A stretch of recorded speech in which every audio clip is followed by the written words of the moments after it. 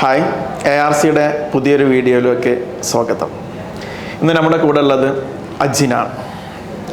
അജിൻ കഴിഞ്ഞ ജനുവരിയിലാണ് ARCയുടെ LSGDA ബാച്ചിൽ join ചെയ്തിട്ടുണ്ടായിരുന്നത്.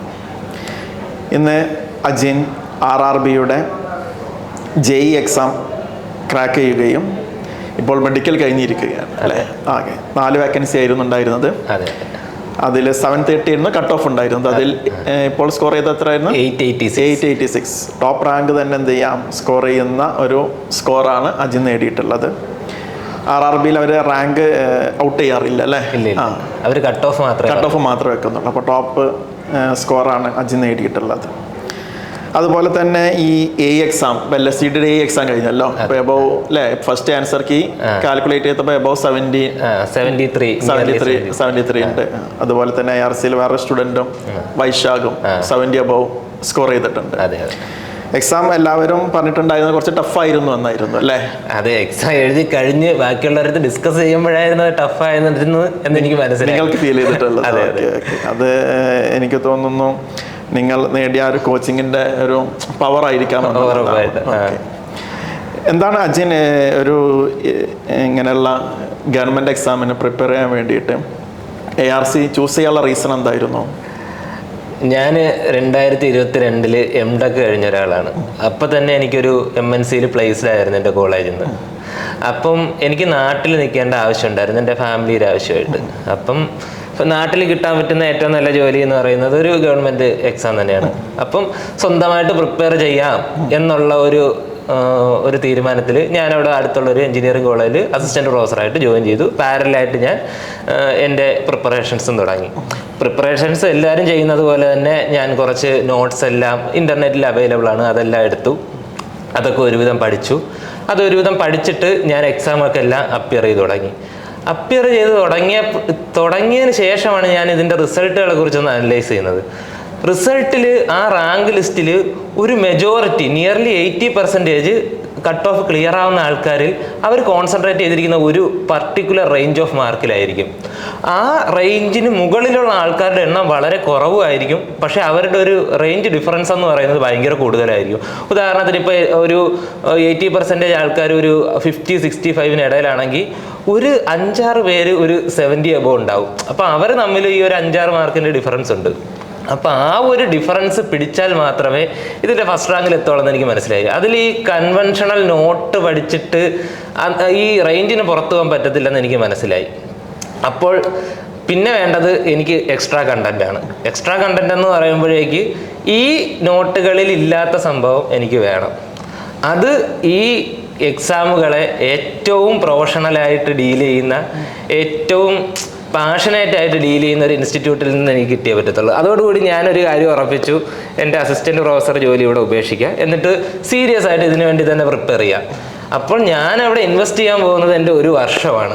ആ 1 വർഷത്തിൽ എനിക്ക് മാക്സിമം കിട്ടിയേ പറ്റൂ. അതിൽ ഒരു വിട്ടുവീഴ്ചയ്ക്ക് ഞാൻ തയ്യാറല്ല. സോ ഞാൻ ബെസ്റ്റ് തന്നെ ചൂസ് ചെയ്യണം. അങ്ങനെ ഞാൻ ARCയിലെത്തി. അപ്പോൾ വീട് എവിടെയാണ്? ട്രിവാൻഡ്രത്ത്. അതെ, തിരുവനന്തപുരത്ത്. അപ്പം ഒരുപാട് കോച്ചിങ് സെന്റേഴ്സ് നിങ്ങളുടെ നാട്ടിൽ തന്നെ ഉണ്ട്. ഉറപ്പായിട്ടും. പിന്നെ എന്തുകൊണ്ടാണ് ഒരു കാലിക്കറ്റിലേക്ക് തന്നെ വരാനുള്ള ഒരു ഡിസിഷൻ എന്ന് പറയുന്നത്? ഇത് തന്നെയാണ് ഞാൻ പറഞ്ഞല്ലോ, എനിക്ക് ഒത്തിരി നോട്ട്സ് ഒക്കെ കിട്ടുമെന്ന്. ഈ നോട്ട്സ് എല്ലാം നമ്മുടെ കേരളത്തിലെ വിവിധ പ്രമുഖമായ സെന്ററുകളിൽ എടുക്കുന്ന നോട്ട്സ് പബ്ലിക് പ്ലേസുകളിൽ അവൈലബിൾ ആണ്. ഇന്റർനെറ്റിലും അതുപോലെ തന്നെ ഷോപ്സിലും എല്ലാം നമുക്ക് അവൈലബിൾ ആണ്. ആ നോട്ട്സ് വെച്ച് ആണ് ഞാൻ ആദ്യം പ്രിപ്പയർ ചെയ്യാനായിട്ട് ശ്രമിക്കുന്നത്. ഞാനിപ്പോൾ അവിടെ തന്നെ പോവുകയാണെങ്കിൽ സെയിം ആയിട്ടുള്ള സാധനം എനിക്ക് കിട്ടത്തുള്ളൂ. അത് പോരാ. കാരണം ഞാൻ പറഞ്ഞ പോലെ എനിക്കിപ്പം ഒരു 10-27 വയസ്സായി. ഞാനൊരു 26ാമത്തെ വയസ്സിലാണ് ഇതിൻ്റെ തുടങ്ങുന്നത്. മാത്രമല്ല ഞാൻ എൻ്റെ നാട്ടുകാരുടെ അടുത്ത് എല്ലായിടത്തും പറഞ്ഞു ഞാനിങ്ങനെ ഈ കോച്ചിങ്ങിന് പോകാൻ പോവാണ് ഗവൺമെൻറ്റിൻ്റെ. അതുപോലെ എൻ്റെ വീട്ടുകാരുടെ അടുത്ത് എല്ലാം പറഞ്ഞു. അതുപോലെ ഞാൻ ഇതിന് ഇറങ്ങി തിരിച്ചു. കരിയർ ഗ്യാപ്പായി. എനിക്ക് വേറൊരു ഓപ്ഷൻ ഇല്ല. എനിക്ക് ഈ എക്സാം അടിച്ചേ പറ്റത്തുള്ളൂ. എനിക്ക് മറ്റൊരു ഓപ്ഷനും ഇല്ല. തിരിച്ചെനിക്ക് നാട്ടിലിറങ്ങാൻ പറ്റൂല, എൻ്റെ കുടുംബത്തിൽ കയറാൻ പറ്റൂല. ആ ഒരു അവസ്ഥയിലാണ് ഞാൻ നിൽക്കുന്നത്. പിന്നെ എനിക്ക് വേറെ ഓപ്ഷനൊന്നുമില്ല. ഡയറക്റ്റ് ഏറ്റവും മാക്സിമം ഉള്ള സാധനം എനിക്ക് കിട്ടി വരത്തുള്ളൂ. അപ്പോൾ ഈ ഒരു കൺവെൻഷണൽ നോട്ടും അതിൻ്റെ ഒരു ക്ലാസ്സും കിട്ടിയിട്ട് കാര്യമൊന്നുമില്ല. അതിൻ്റെ പുറത്തുള്ളത് എനിക്ക് കിട്ടിയേ പറ്റത്തുള്ളൂ. അതെനിക്ക് ഉറപ്പാണ്. ARCയിൽ ചെന്ന കണ്ടന്റ് ബേസ് അല്ലെങ്കിൽ കോൺസെപ്റ്റ് ബേസ് അവരുടെ മാക്സിമം അത് അവരെനിക്ക് തരുമെന്ന് എനിക്ക് ഉറപ്പായിരുന്നു. അതെ അതെ, അതായത് ARCയുടെ ഫാക്കൽറ്റികളാണ് അല്ലേ, ഫാക്കൽറ്റീസിന്റെ ക്ലാസ്സുകളാണ്. അത് പറയുമ്പോഴത്തേക്ക് നമുക്കുള്ളത് ARCയിൽ പഠിപ്പിക്കുന്ന ടീച്ചേഴ്സ് എല്ലാവരും നോർത്ത് ഇന്ത്യൻസ് ആണ്. നിങ്ങളിപ്പോൾ നമ്മുടെ നാഷണൽ ലെവൽ എക്സാംസുകൾ എല്ലായിടത്തും അനലൈസ് ചെയ്യുകയാണെങ്കിൽ അതിൻ്റെയൊക്കെ കട്ട് ഓഫ് ഒന്ന് നോക്കണം. ഉദാഹരണത്തിന് ഇപ്പോൾ RRBൻ്റെ തന്നെ കട്ട് ഓഫ് നമുക്കൊന്ന് നോക്കുകയാണെങ്കിൽ നോർത്ത് ഇന്ത്യയിലുള്ള സ്റ്റേറ്റുകളുണ്ട്, നമ്മുടെ ഈ പ്രയാഗ്രാജ്, അവിടുത്തെ എല്ലാം കട്ട് ഓഫ്, ഈ പ്രയാഗ്രാജ് സോണിലെല്ലാം കട്ട് ഓഫ് നമ്മൾ എടുത്തു നോക്കുകയാണെങ്കിൽ 117 ടോപ്പിൽ ഒരു 5-6 പേരുണ്ട്. നമ്മുടെ തിരുവനന്തപുരം ഞാൻ എഴുതിയ സോൺ എടുക്കുകയാണെങ്കിൽ 100 അബോ ഒരാളേ ഉള്ളൂ. അപ്പൊ ഈ 117 തന്നെ ഇത്രയും കിടക്കുന്നെങ്കിൽ അവിടെ അത്രയും കോമ്പറ്റീഷൻ ഉണ്ട്. അത് ഞാൻ നേരിട്ട് കണ്ടിട്ടുള്ളതാണ്. ഞാൻ MTech ഒക്കെ ചെയ്യാൻ പോകുമ്പോഴത്തേക്ക് എൻ്റെ കൂടെയുള്ള നോർത്ത് ഇന്ത്യൻ സ്റ്റുഡൻസ് അവർ MTechന് വെറുതെ ജോയിൻ ചെയ്യുന്നതാ.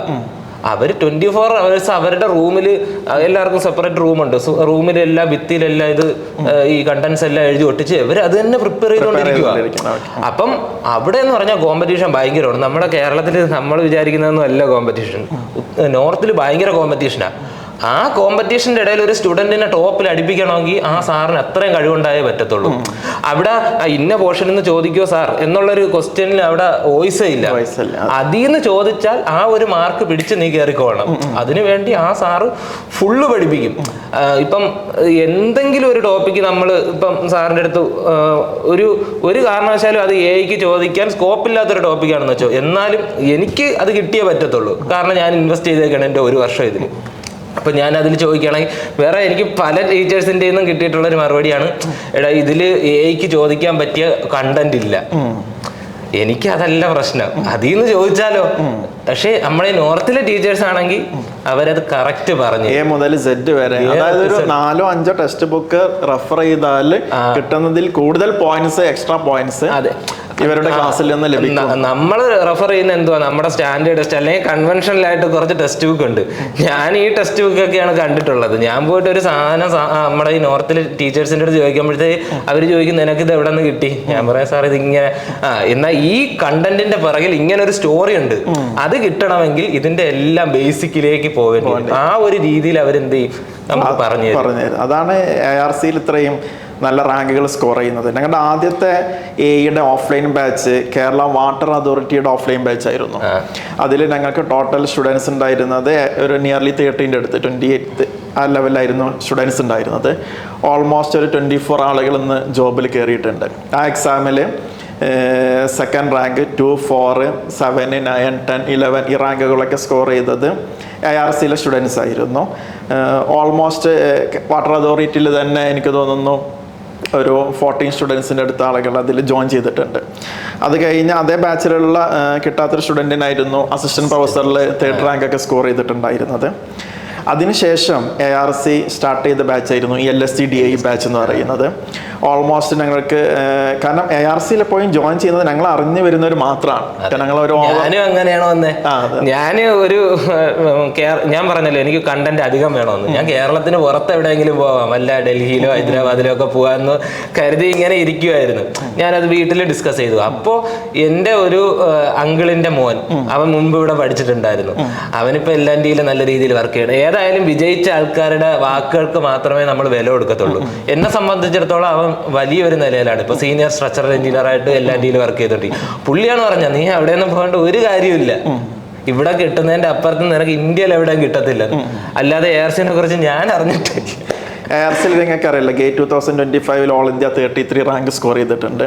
കേരള കോച്ചിങ് സെന്റേഴ്സിൽ ആദ്യത്തെ 20 ടോപ്പേഴ്സ് എടുക്കുകയാണെങ്കിൽ അതിൽ 19 ടോപ്പേഴ്സും ARCയിൽ നിന്നാണ് വന്നിട്ടുള്ളത്. ഈ പ്രാവശ്യം തന്നെ പബ്ലിക് സെക്ടർ കമ്പനിയിൽ കൊച്ചിൻ ഷിപ്പ് യാർഡിൽ സിവിൽ എന്നൊരു സ്റ്റുഡന്റ് ജോലി ലഭിച്ചു. അത് ഒരു വേക്കൻസി ഉണ്ടായിരുന്നു സിവിലിലെ ഷിപ്പ് യാർഡിൽ. അതെ, അപ്പൊ അത് ARCയിൽ നിന്നാണ്. അതുപോലെ NPCL ഒരു സ്റ്റുഡന്റിന് ഈ ഗേറ്റ് മുഖേന സിവിലിൽ ജോബ് ലഭിച്ചു. അതായത് ARC ഇപ്പൊ LSTDAയുടെ എക്സാമിൽ തന്നെ നമ്മുടെ 90% സ്റ്റുഡൻസിനും അബവ് 52 മാർക്ക് ഉണ്ട്. അതായത് എന്തായാലും അവർ മെയിൻ ലിസ്റ്റിലേക്ക് എൻ്റർ ചെയ്യാൻ സാധ്യതകൾ വളരെ കൂടുതലാണെന്നുള്ളതാണ്. സോ ഈ ഒരു വീഡിയോ ഞങ്ങൾ ചെയ്യാനുള്ള റീസൺ തന്നെ എന്ന് പറയുന്നത് പല സ്റ്റുഡൻസിനും ARCയെ വ്യക്തമായിട്ട് അറിയുന്നില്ല എന്നുള്ളതാണ്. അപ്പോൾ ഇവിടെ പഠിക്കുന്ന സ്റ്റുഡൻസ് അത് പറയാറുണ്ട്, നിങ്ങൾ എന്താണ് ഇത് മാർക്കറ്റ് ചെയ്യാത്തത്, നിങ്ങളെ അറിയാത്ത ഒരുപാട് ആളുകളുണ്ടല്ലോ. അപ്പോൾ അവർക്ക് വേണ്ടിയിട്ടുള്ള ഒരു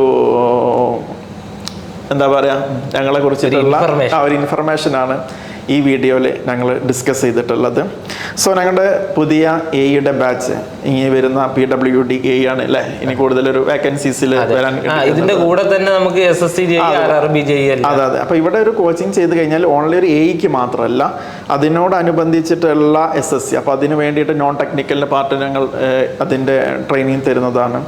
അതുപോലെ RRB ആണെങ്കിലും, അതായത് ഞങ്ങളുടെ ബാച്ചിലേക്ക് ഞങ്ങളുടെ ഇതിലേക്ക് ഒരാൾ ജോയിൻ ചെയ്യുകയാണെങ്കിൽ അവനെ ജോലിയിലേക്ക് നേടിക്കൊടുക്കുക എന്നുള്ളതാണ് ഞങ്ങളുടെ ടാർഗറ്റ് എന്ന് പറയുന്നത്. സോ ഞങ്ങളുടെ തിയറി തന്നെ നിങ്ങൾക്ക് ആവശ്യമുണ്ടോ ഞങ്ങൾ നേടിത്തരും എന്നുള്ളതാണ്. സോ നിങ്ങൾക്ക് ആവശ്യമുണ്ടെങ്കിൽ എപ്പോഴും എന്ത് ചെയ്യുക, ഞങ്ങളായിട്ട് കോൺടാക്ട് ചെയ്യുക. പക്ഷേ ഇതിൽ ആളുകൾ മനസ്സിലാക്കുന്നത് ഇതിന് ഇപ്പം ഒരു കോച്ചിങ് ചെയ്യുമ്പോൾ അതിന് ഇത്ര എമൗണ്ട് വേണ്ടേ അല്ലേ, അങ്ങനെ ഇത് നോക്കാറുണ്ട്. ഹോസ്റ്റലിൽ നിൽക്കുമ്പം ഇത്ര എമൗണ്ട് ആവുമല്ലോ, അല്ലെങ്കിൽ കോച്ചിങ്ങിന് ഇത്ര ഫീ ഉണ്ടല്ലോ, അതാണോ നോക്കേണ്ടത് ശരിക്കും? എന്നെ സംബന്ധിച്ചിടത്തോളം എൻ്റെ പ്രശ്നം ടൈമായിരുന്നു. ഞാൻ ഒരു വർഷം ഇൻവെസ്റ്റ് ചെയ്യണം. അതിപ്പോൾ ഒരു ഇപ്പോൾ ബിടെക് കഴിഞ്ഞ ഒരാൾക്ക് ഇത് മനസ്സിലാവത്തില്ല. അവന് നമ്മൾ എത്രത്തോളം ഇത് എടാ നിന്റെ സമയം ഇതാണ് എന്ന് പറഞ്ഞാലൊന്നും അവർക്കത് കിട്ടത്തില്ല. പക്ഷെ ഒരു MTech ഒക്കെ കഴിഞ്ഞ് ഒരു വർഷമൊക്കെ കഴിഞ്ഞ് നമ്മൾ ഫാമിലിയുടെ കാര്യങ്ങൾ നോക്കണം എന്നുള്ളൊരു ലെവലിലേക്ക് എത്തിക്കഴിയുമ്പോൾ ഏറ്റവും പ്രധാനം നമ്മുടെ സമയമാണ്. അവിടെ ഏത് വിധേനയും ഞാൻ ആ ഒരു സമയത്തിനുള്ളിൽ നേടിയെടുക്കുക എന്നുള്ളതായിരുന്നു. ഫീസാവും, ഹോസ്റ്റലിൽ നിൽക്കാൻ പൈസയാവും, അത് എങ്ങനെയും നമ്മൾ കണ്ടെത്തിയേ പറ്റത്തുള്ളൂ. പിന്നെ നമ്മൾ ആത്മാർത്ഥമായിട്ടാണ് ഇറങ്ങുന്നതെങ്കിൽ നമ്മൾ നേടാൻ പോകുന്ന വിദ്യാഭ്യാസമാണ്. അതിലൊരു സത്യമുണ്ട്. ഏതെങ്കിലും വകുപ്പിൽ ഏതെങ്കിലും തലത്തിൽ നമുക്ക് ഇങ്ങനെ എന്തെങ്കിലുമൊക്കെ ആരുടെയെങ്കിലും സഹായം കിട്ടിക്കൊണ്ടിരിക്കും. വളരെ ചെറിയൊരു ഉദാഹരണം പറയുകയാണെങ്കിൽ ഈ ഓൺലൈനിലൊക്കെ ഉള്ള പുസ്തകമൊക്കെ വിൽക്കുന്ന നൗഷാദ് കൊല്ലം എന്ന് പറയുന്ന ഒരാൾ ഉണ്ട്. ഇവിടെ കാലിക്കറ്റുള്ള ഒരാളാണ്. അപ്പം ഞാൻ ബേസിക്കലി കൊല്ലം തിരുവനന്തപുരം ബോർഡർ ആയതുകൊണ്ട് എനിക്ക് 1-2 ടെക്സ്റ്റ് മേടിക്കണമായിരുന്നു. അപ്പം ഞാൻ ഈ പുള്ളി ഓൺലൈനിൽ കൂടെ എൻ്റെ കച്ചവടം നടത്തുന്നത്. ഞാൻ പുള്ളീനെ ഇങ്ങനെ വിളിച്ചിട്ട് കാക്ക എനിക്ക് ഇങ്ങനെ 1-2 പുസ്തകം വേണമെന്ന് പറഞ്ഞപ്പോൾ ആദ്യത്തെ 1-2 പുസ്തകം പുള്ളി എനിക്ക് തന്നിട്ട് എൻ്റെ കയ്യിൽ നിന്ന് പൈസ മേടിച്ചു. അപ്പം വീണ്ടും ഞാനിത് അയച്ചു കൊടുക്കുക. അപ്പം പുള്ളി എൻ്റെ അടുത്ത് ചോദിക്കുക, നീ എന്തിനാ വീണ്ടും ഇതിപ്പം ഒരുപാട് പൈസ ആവേല്ലേ? ശരിക്കും പറഞ്ഞാൽ 3ാമത്തെ പുസ്തകം തൊട്ട് പുള്ളി എൻ്റെ കയ്യിൽ നിന്ന് പൈസ മേടിച്ചിട്ടില്ല. കാരണം എന്തുവാ, ഞാൻ എന്തോ നല്ല കാര്യത്തിന് വേണ്ടിയാണെന്ന് പുള്ളിക്കൊരു അതൊന്നും ഒരിക്കലും ഞാൻ ചിന്തിക്കുന്നതല്ല. അതാണ് ഇത് വിദ്യാഭ്യാസം നന്മയുള്ളൊരു സംഭവമാണ്. അതിൽ നമുക്ക് സഹായം എവിടെന്നെങ്കിലും നമ്മൾ അറിയാതെ വന്നുകൊണ്ടിരിക്കും. ഒരിക്കലും നമുക്കതൊരു ബാധ്യതയായിട്ട് ഫീൽ ചെയ്തിട്ടില്ല എന്നെ സംബന്ധിച്ചിടത്തോളം. ഞാൻ അത് തന്നെ വിശ്വസിക്കുന്നു. ഇപ്പൊ ഇവിടെ ARCയിൽ ഇപ്പം സ്പെൻഡ് ചെയ്ത എമൗണ്ടും ഹോസ്റ്റൽ ഫീ ഒക്കെ ഈ 1 മന്ത് സാലറി പോരത്. അതെ എന്തുവാ നമുക്ക് നേടിയെടുക്കാനുള്ളത് ഒരു മഹാസാഗരമാണ്. അവിടത്തേക്ക് നമ്മൾ 1-2 തുള്ളി ഇൻവെസ്റ്റ് ചെയ്തേ പറ്റത്തുള്ളൂ. അതൊരു നാച്ചുറൽ ലോ അല്ലേ. സോ അത് ഒരു ബർഡൻ ആയിട്ട് നിങ്ങൾ ആരും കരുതരുത്. അതായത് നിങ്ങളുടെ ഒരു 1-2 മാസത്തെ സാലറി മതി ഈ കോച്ചിങ്ങിന്റെ എമൗണ്ടും ഈ ഹോസ്റ്റൽ ഫീ എന്നൊക്കെ പറയുന്നത്. സോ നിങ്ങൾ ഇമ്പോർട്ടൻസ് കൊടുക്കേണ്ടത് ജോബിന് വേണ്ടിയിട്ടാണ്. അവിടെ നിങ്ങൾ നോളേജിന് വേണ്ടിയിട്ട് എന്തിനും എന്ത് ചെയ്യുക, തയ്യാറാവുക എന്നുള്ളതാണ്. സോ ARCയിൽ വന്നു കഴിഞ്ഞാൽ നിങ്ങൾക്ക് ഏറ്റവും നല്ല ക്ലാസ്സുകളായിരിക്കും ലഭിക്കുന്നത്. കാരണം ഇവിടെ എല്ലാ ക്ലാസ്സുകൾ എടുക്കുന്നത് ഹൈലി എക്സ്പീരിയൻസ്ഡ് ആയിട്ടുള്ള നോർത്ത് ഇന്ത്യൻ ഫാക്കൽറ്റീസാണ്. വളരെ മനസ്സിലാകുന്ന അല്ലേ, സാധാ ഇംഗ്ലീഷാണ് അവർ യൂസ് ചെയ്യുന്നത്. അതുകൊണ്ട് ലാംഗ്വേജിൻ്റെ ഇഷ്യൂസോ കാര്യങ്ങളോ ഒന്നും ഇവിടെ വരുന്നില്ല. സോ ഞങ്ങളുടെ ഈ പുതിയ ബാച്ചിലേക്ക് ജോയിൻ ചെയ്യാൻ ആഗ്രഹമുള്ള ആളുകൾ ഞങ്ങളായിട്ട് കോൺടാക്ട് ചെയ്യുക. ഒരു റെസിഡൻഷ്യൽ മോഡലിൽ തന്നെയാണ് ഞങ്ങൾ എന്ത് ചെയ്യുന്നത്, ഇത് പ്ലാൻ ചെയ്യുന്നത്. അതായത് വരുന്ന ഒരു സ്റ്റുഡൻറ്റിന് ജോബ് നേടിക്കൊടുക്കുക എന്നുള്ളതാണ് നമ്മുടെ ലക്ഷ്യം. അത് ഞങ്ങൾ പ്രൂവ് ചെയ്ത് കാണിച്ചിട്ടുള്ളതാണ്. ഈ പ്രാവശ്യം തന്നെ സിവിലിൽ 100 സ്റ്റുഡൻസിൽ അബവ് 45 സ്റ്റുഡൻസിന് IITയിൽ അഡ്മിഷൻ കിട്ടി. അതിൽ ഒരു 8 പേര് IIT കിട്ടിയിട്ടും അത് ഒഴിവാക്കിയിട്ട് NIT ട്രിച്ചിയിൽ സ്ട്രക്ചറിൽ ചൂസ് ചെയ്തു. കാരണം 100% പ്ലേസ്മെന്റ് ആണല്ലോ. അപ്പോൾ IITയുടെ കൗണ്ട് 50% കുട്ടികൾക്ക് ARCയിൽ വന്നാൽ എന്ത് ചെയ്യുന്നു, IIT കിട്ടുമെന്നോ, മനസ്സിലല്ലേ? അപ്പോൾ ഇപ്പോഴത്തെ ചെല്ല് തന്നെ ARCയിൽ വന്നാൽ IIT കിട്ടി എന്നുള്ളതാണ്. സോ പുതിയ ബാച്ചിലേക്ക് നിങ്ങൾക്ക് ജോയിൻ ചെയ്യാം, ഞങ്ങളായിട്ട് ബന്ധപ്പെടുക. Okay Ajin, thank you. Okay sir.